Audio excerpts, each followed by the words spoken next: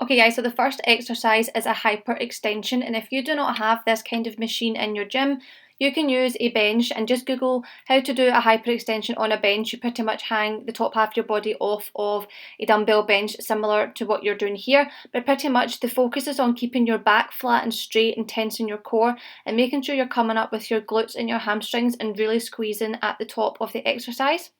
For exercise 2, we're doing hip thrusts, and again, keep your core and back neutral. Try not to overextend your back. Sometimes it can happen if the weight's too heavy. Try and focus on doing this nice and lightweight, getting the form down, keep your chin tucked and driving through the hips. So you want to make sure your hips are doing all the movement and squeeze your glutes at the top, and always make sure your knees are pointing forward or out to the side. Try not let them cave in because this will lose the tension in your glutes.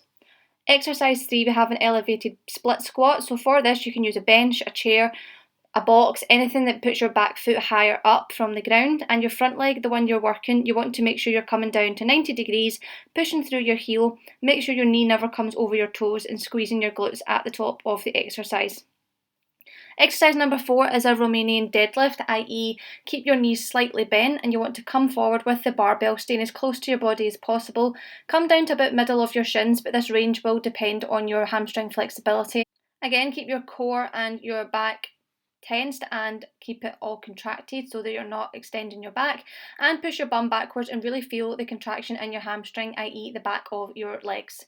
Exercise number 5 is an elevated heel goblet squat. Now you don't have to elevate your heels, but it's just a nice twist compared to normal, and pretty much hold a dumbbell in front of you like you would a goblet and just squat down, making sure again you push through those heels, really focus on tensioning your glutes throughout the exercise.